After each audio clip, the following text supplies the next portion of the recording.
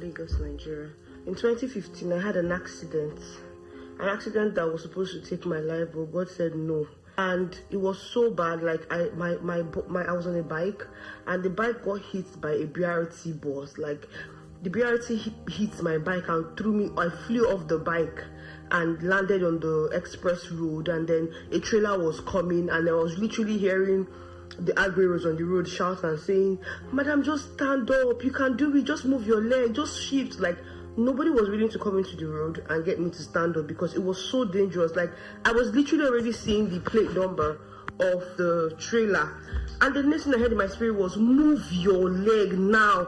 And I just used everything that I had in me to push myself from the express road, and by so doing I smashed my knee across the covert.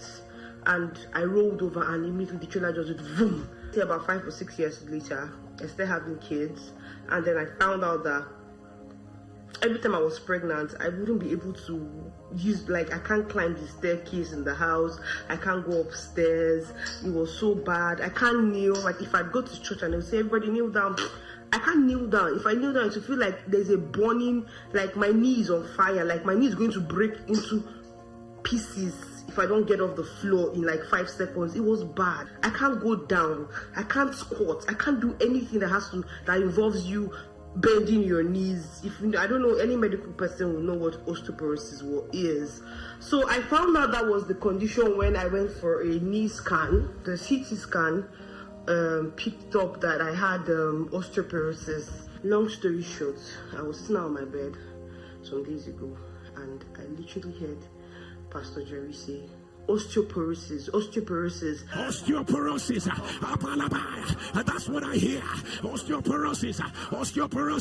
If you are the one putting on the live stream about the power that raised Jesus from the dead, let it be reversed. I screamed. I was like, I had to call my husband. That he just said osteoporosis. Like it was so bad. It was so bad. Like I can't kneel. Like when I'm feeding my kids and I have to, and I'm sitting down on a low bed and I have to come up, I have to call somebody to hold me out. I'm so young, so I was like, why am I having this kind of knee problems? And I have to call somebody to hold me so that I can stand up. So that was how bad it was. But you know, when you're living with a condition that I've gotten used to.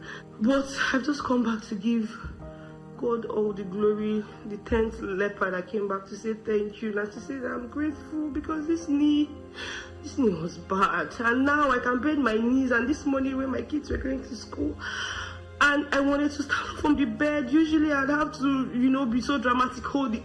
I've literally lived with this thing so much that I even assumed it was a part of my life.